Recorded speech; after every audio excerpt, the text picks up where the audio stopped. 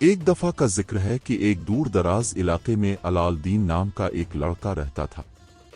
علالدین ایک مہربان اور بہادر لڑکا تھا جسے اپنے شہر کی ہلچل سے بھرپور گلیوں کی سیر کرنا پسند تھا۔ وہ اپنی شرارتی مسکراہٹ اور گھنگریالے سیاہ بالوں کے لیے جانا جاتا تھا جو بھاگتے ہی اچھال جاتے تھے۔ ایک دن جب علالدین ایک متحرک بازار میں گھوم رہا تھا، اس کی ٹھوکر ایک پرانی دھول آلود دکان پر پڑی۔ اس کی آنکھوں میں تجسس چھلک پڑا اور اس نے اندر جھانکنے کا فیصلہ کیا۔ دکان پوری دنیا کے پراسرار ٹرنکٹس اور خزانوں سے بھری ہوئی تھی۔ علالدین گھوم رہا تھا، اس نے ایک چمکدار سنہری چراغ دیکھا جو ایک بوسیدہ شیلف پر رکھا ہوا تھا۔ یہ سورج کی روشنی کے نیچے چمک رہا تھا، اسے منہ لے رہا تھا۔ علالدین نے اسے اٹھایا اور مٹی کو صاف کرنے کے لیے اسے آہستہ سے رگڑا۔ اس کی حیرت میں دھواں کا ایک جھونکا ابھرا اور اس کے سامنے ایک جادوئی جن کھڑا تھا۔ جن نے تیز آواز کے ساتھ اپنا تعارف چراغ کا جن کے طور پر کرایا اور کہا، سلام علالدین، تم نے مجھے نیند سے بیدار کیا ہے۔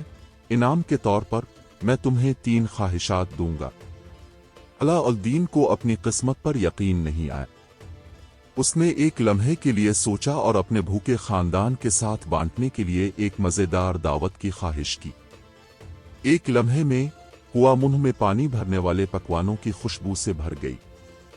علالدین کا خاندان اکٹھے بیٹھا، ہنسی خوشی دعوت کا مزہ لے رہا تھا۔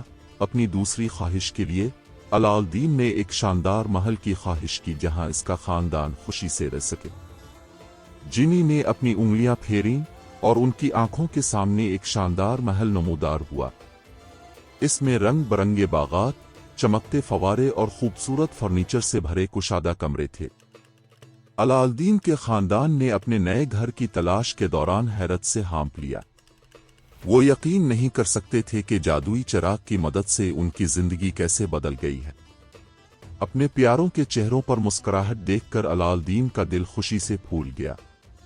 اب علالدین کی ایک آخری خواہش تھی۔ اسے جیسمین نام کی ایک مہربان اور خوبصورت شہزادی سے پیار ہو گیا تھا۔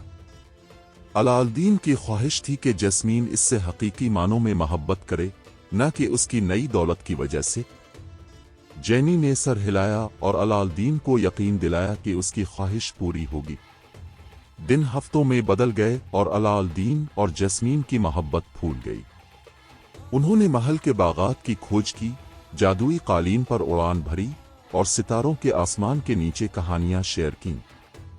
علالدین نے محسوس کیا کہ حقیقی خوشی صرف مادی چیزوں سے نہیں بلکہ محبت اور مہربانی سے حاصل ہوتی ہے۔ جیسے جیسے وقت گزرتا گیا، علالدین نے فیصلہ کیا کہ اب وقت آ گیا ہے کہ جن کو آزاد کیا جائے۔ وہ سمجھ گیا تھا کہ جن اپنی آزادی کا مستحق ہے اور اسے مزید چراغ تک محدود نہیں رہنا چاہیے۔ بھاری دل کے ساتھ علالدین نے جن کو اس کی جادوئی غلامی سے آزاد کرتے ہوئے اپنی آخری خواہش کی۔ جن نے علالدین کی بے لوث کا شکریہ ادا کیا اور اسے ایک خاص تحفہ دیا، ایک چھوٹا سا چمکتا ہوا دلکش جو علالدین کو محبت اور دوستی کی طاقت کی یاد دلائے گا۔ علالدین اور جیسمین خوشی سے بھرپور زندگی گزارتے رہے۔ انہوں نے اپنی بادشاہی پر مہربانی اور انصاف کے ساتھ حکومت کی۔ وہ جہاں بھی گئے خوشیاں پھیلاتے رہے، اور جب بھی علالدین توجہ سے اس کی طرف دیکھتا، اسے وہ جادوئی سفر یاد آتا تھا جس نے اس کی زندگی کو ہمیشہ کے لیے بدل دیا تھا۔ اور اس طرح علالدین کی کہانی اور جادو کے چراغ کو نسل در نسل منتقل کیا گیا، جس نے ہر ایک کو یاد دلایا کہ احسان، محبت اور بے لوث جادوئی چراغ کے بغیر بھی سب سے بڑا خزانہ لا سکتی ہے۔